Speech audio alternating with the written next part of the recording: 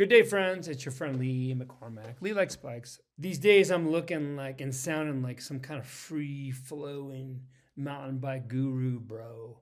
That's where I'm going for sure. It's pretty new. But for most of my life, I was, and I'm told I still am, just an incorrigible, type A, overachieving, overthinking nerd. Straight up, man. In school, straight A's. Every standardized test I ever took, my score was like ridiculously, preposterously high.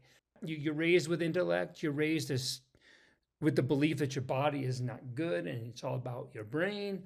You lean into your brain. That's what you do. That's how I was raised. And that's what I've done with most of my life. And of course, that does a lot for you in this society. It earns you money, it earns you jobs, all the things. But ultimately, if everything you do, you try to do here, and all your experiences happen here, it's not much fun. And you really limit your progress as a human, your evolution as a human being or as a spirit or a soul. And also, just practically speaking, you don't shred all that well. There's a real limit to your athleticism when you're using your intellect, a real limit. And I see this in my students. And I'm becoming quite the expert at helping people who have forged their entire existence with intellect release their intellect.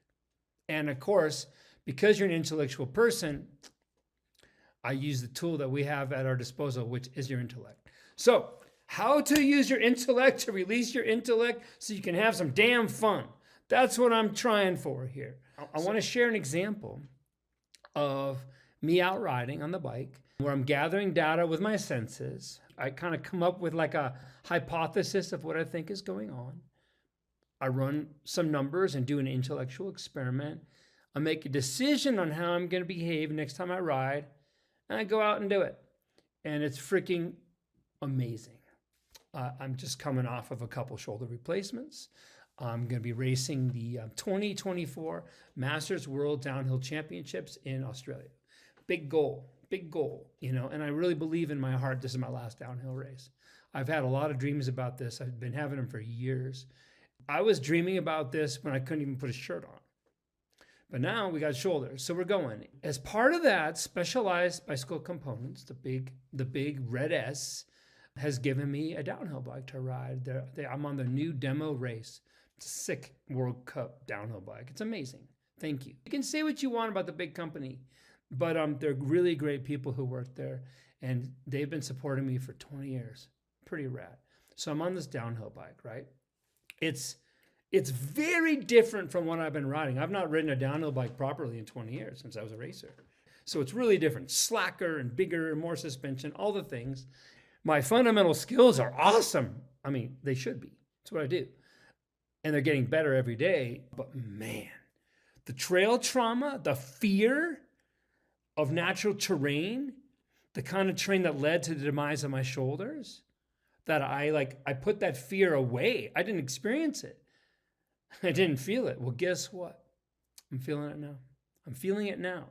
And so I'm out there on a new bike. I've got this big goal, and I'm scared, and I'm working through all this stuff. That's what's going on. Last week I was at Bootleg Canyon near Las Vegas. Okay, it's a really loose and rocky, really raw, and I was working my way through the downhill Technar slowly, just doing what I could do. I had a lot of freaking fear, so I'm going to be really patient with myself. I fancy myself a pretty good cornerer, and if I'm going to be in a bike race, that's where I make time up. When I used to race Super D, give me enough turns, I'll win. Give me enough. But my turning didn't feel right, especially at the flatter, tighter turns. What were my hypotheses? It was all based on the idea that bike is very slack. Bikes I generally ride are like 66 to 68 degree head angles, somewhere in there, which I consider to be very neutral and a good option most places. And back in the day, my downhill bikes were that, back in the old days. Yep. That leads to two theories about the issue I was having. One, well, the thing's really slack, so that makes the front end longer. The longer the front end is, generally the less weight's on the front wheel, and that could cause an issue. Okay. And the second thing was I've never ridden a bicycle this slack. And my intuition told me, well, there's something going to be different with the bar path. that I'm super tuned in to a specific bar path, and it felt like it might be different. First hypothesis thing, fore-aft weight distribution. Your weight in between the wheels has a huge effect on cornering. My main bikes that I've been riding for years and years and years, I keep my bikes a long time, are a specialized fuse and a stump jumper. I've ridden them all over the place, and I'm really, really pretty good on them. And I assumed that the demo would have a lighter front tire. It's a simple calculation. You divide the length of the chainstay into the wheelbase, and that tells you the percentage of your weight that's on the front tire, assuming heavy feet, light hands. So here are the percentages of weight on the front tire for each bike. The fuse is about 38%. The Stumpy is about 37%. The demo is 36%. And I was like, what? Like, it's basically the same. And I go, of course. Because Specialized, not being dumb, they made the front of the bike longer, but they also made the chainstays pretty long, about 450 millimeters. And so actually that ratio is pretty standard. So then what I do is say, okay, that's a non-issue, Lee McCormack. Stop worrying about it. Stop. Move on. Okay. 2, handlebar behavior. When you lean the bike and it steers, the bike will fall, sink. And so that's called wheel flop. On the fuse, the wheel flop is 29 millimeters. On the Stumpy, it's 36. On the demo, it's 47. It's almost twice as much as the fuse. And that bike, it's a plus hardtail, that's my daily driver. So it's like, aha, this is where logic's cool. It's like, see, there it is. There it is. When we ride, ultimately, we're looking for an elliptical handlebar path. And cornering is very much like a kayak stroke. That's how I teach it. And so then I'm like, right, because of the wheel flop, there's just going to be more drop. There's going to be more of a vertical component to the handlebar path when I corner.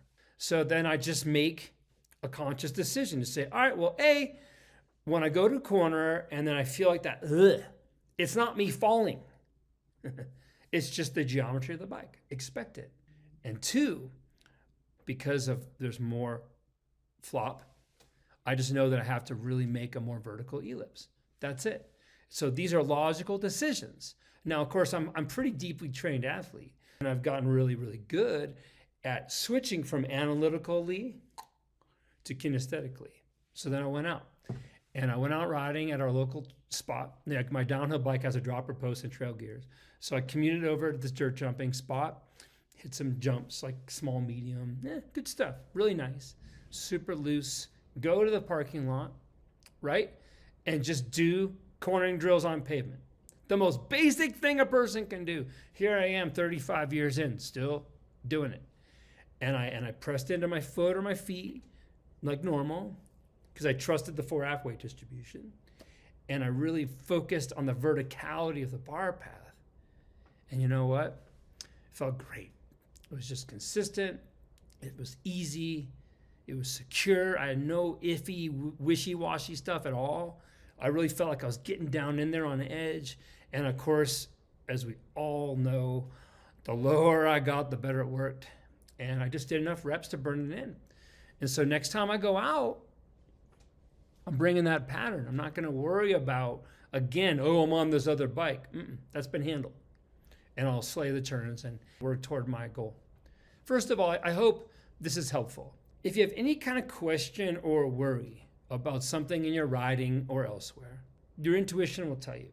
If you can, ask some questions of yourself. See if you can figure out maybe what's going on or what's bothering you. Come up with a hypothesis. This is the scientific method. See? Nerd style. This is how nerds become gurus.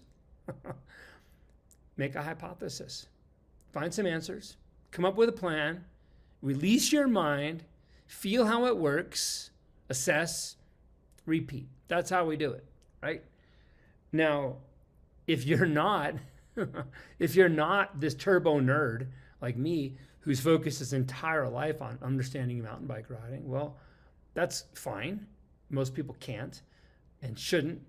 So maybe you don't have the tools for all this stuff that I just described. That's fine. I don't know how to be an orthopedic surgeon. I hired one, and I hired a good one. Thank you, Dr. Hodge, by the way. Beautiful work, brother. If you don't have the tools, that's okay. I do, and this is why I'm here. I can help you out in person. We can do stuff on Zoom, or you can go to the mountain bike school over at leelikesbikes.com and get the help you need.